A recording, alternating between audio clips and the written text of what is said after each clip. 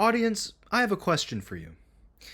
What was a group in Christianity that became so popular it almost was recognized by world leaders and considered mainstream? Well, the answer might just be this group that was globally known as the Moonies, a South Korean Protestant denomination founded by one Sun Myung Moon in the hopes that he would be recognized as the new Christian Messiah and completing Jesus' unfinished marriage work, in a sense. Now, a little bit of backstory about the man himself. Sung Myung Moon was born on January 6, 1920, in Gwangju, Sangsari, North Pyongyang province in Korea, which is now North Korea. Funny enough. And he passed away in 2012. So, Kapyong, Gyeonggi province in South Korea is where he passed away. But this is only because he spent majority of his life in the south of the Korean Peninsula, South Korea, because his operation would not have flown in the north where he was born eventually. And in 1954, he founded the Holy Spirit Association for the Unification of World Christianity, better known as the Unification Church, which is what his followers preferred to call their church.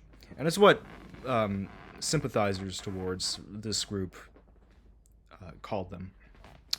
Because, hey, the idea of a very popular movement calling itself the Unification Church it's gonna make other mega church leaders very interested, and generally speaking, if it's outside of the United States and it's a popular Christian movement, they're gonna get interested. So Moon wrote the book The Divine Principle in 1952 when he was just 16 years old. So this kid knew his stuff, at least. He thought he knew his stuff. At the age of 16, well, okay, maybe he didn't write the book at 16, but at 16 he had a vision of Jesus and was told to carry out Christ's unfinished work. And he believed that God was choosing him to save mankind from Satan. And he was an anti-communist, and he saw Satan's representatives as the communists. So, he was raised in the Presbyterian Church, which eventually excommunicated him for heresy. So he was a teenager when he had the vision. The visioning told him to complete Jesus' unfinished work. And he began to preach and faced a little bit of persecution from his government, and especially his local governments. But according to Moon, the world was created from God's inner nature.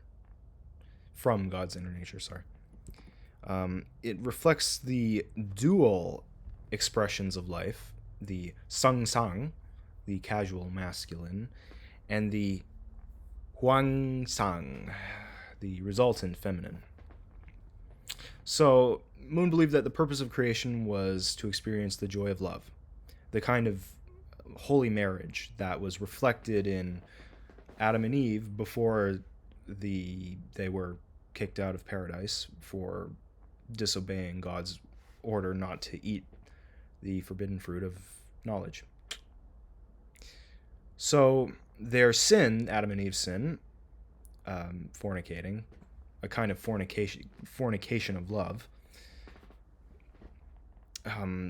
while also failing to realize God's intent for them as human beings, prompted Moon to create his own theology about marriage and love. So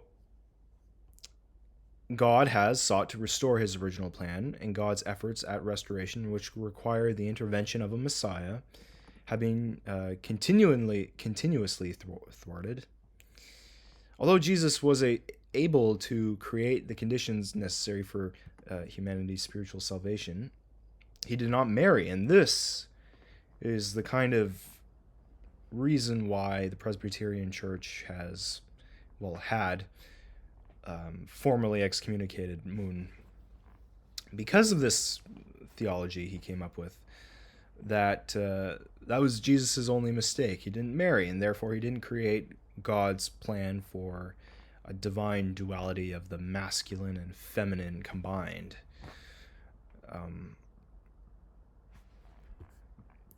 It gets a little trickier than this. if this wasn't already a little bit risque in theology. The Unification Church identifies Moon as the Messiah, who will implant God's heart of love in his followers and complete Jesus' works. So, having married and raised the ideal family, Moon called on his members of the church to follow his example and thereby participate in God's plan for restoration. Followers believe that they can help establish God's kingdom on earth by accepting blessings of their marriage in one of the mass wedding ceremonies for which the church has become well known. In the late 1950s, the church spread to the West, and in the 1970s was identified as a cult by the United States government. Parents protested their children's membership in the group, which often damaged careers and family ties. They sought the help of deprogrammers and filed civil lawsuits. The controversy surrounding this church in the United States led to congressional hearings, and in 1982, Moon was convicted of tax evasion. Now, this is where we get into the crime of the Unification Church. It wasn't so much, to my knowledge, it wasn't really sex crimes or anything like that. It had to do with money. It was very rich. The church had a lot of money gained from all their followers and all their mass weddings. And when it went to the American Congress, his supporters, including many mainline church leaders, took offense to this and saw this as just another example of government persecuting religious folk. So he survived this period of intense criticism, and the Unification Church emerged in the 90s with an expansive international program and had a presence in more than 100 countries. And the exact figures are difficult to estimate in terms of membership and devotees. The influence is extended by a variety of organizations that embody Moon's ideas, such as the Professor's World Peace Academy and the International Conference of the Unity of the Sciences. So in 1994, the 40th anniversary of the founding of the church, Moon announced the formation of the International Federation for World Peace, which assumed many of the functions formerly performed by the church.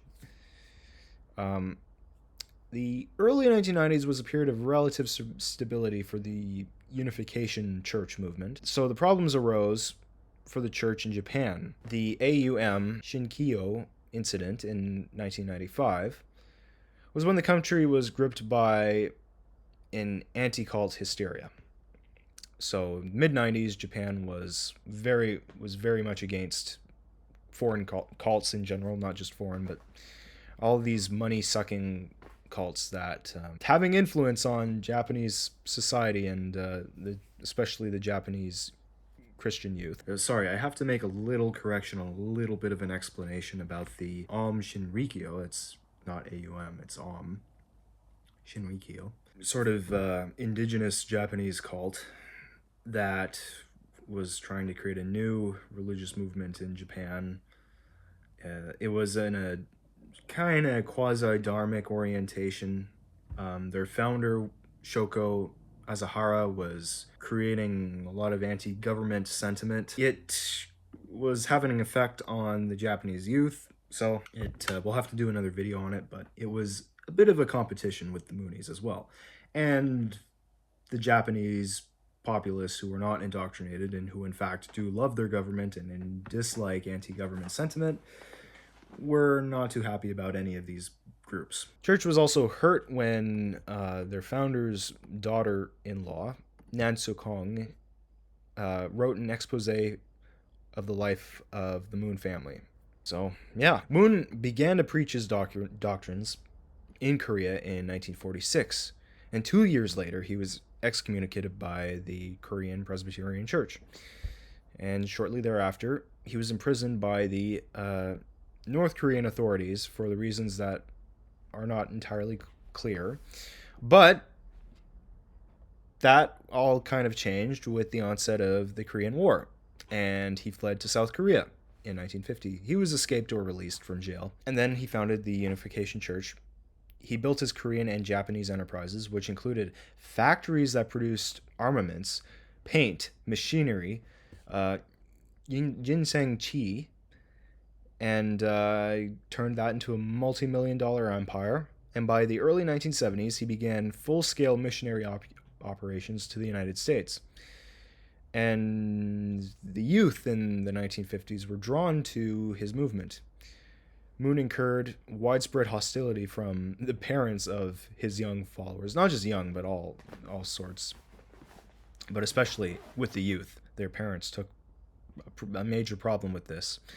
They believed their children had been unfairly indoctrinated. Otherwise, controversies also mounted over the movement's fundraising techniques, as well as over immigration issues and tax manipulation. So,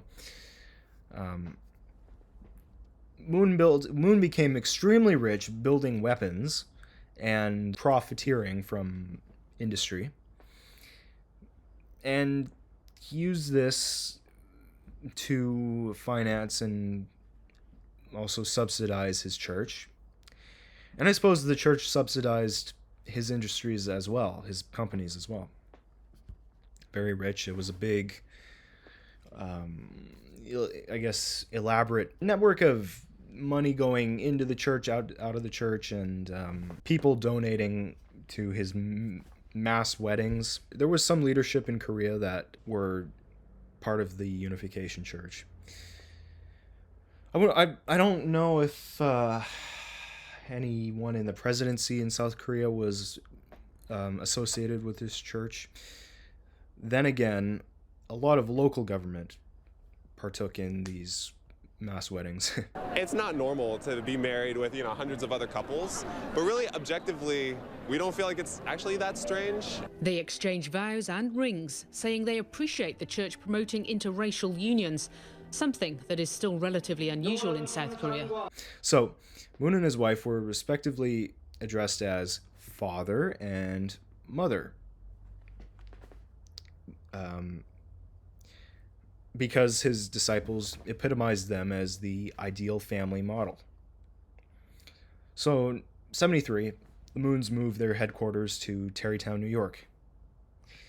And they operated there as an international network of businesses.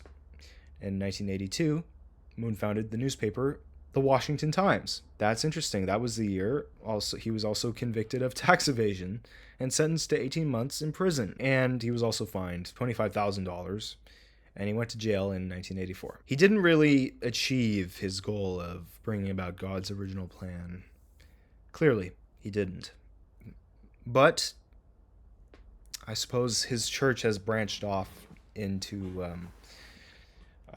other groups, other subgroups, and probably has influenced other megachurches as well. That being said, in his life, he was seen as the Messiah, the messianic figure that was going to even be better than Jesus.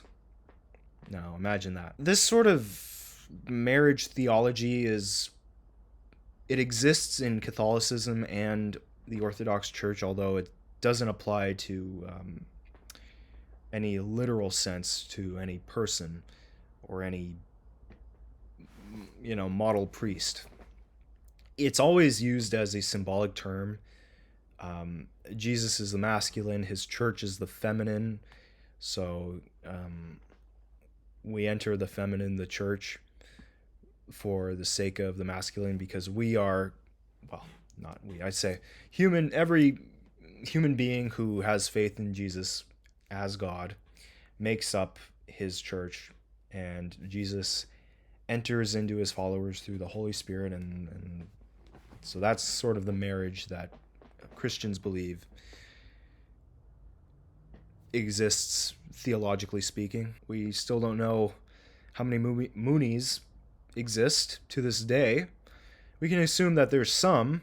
The church insists its core value hasn't changed since the death of its leader, who likened himself to the Messiah. But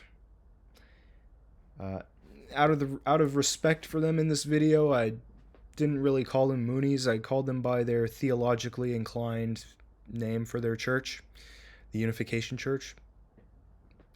It's, at the surface level, it sounds pretty within the bounds of the Christian dream that all of God's followers and God's people will be united for the return of Christ. That's about it.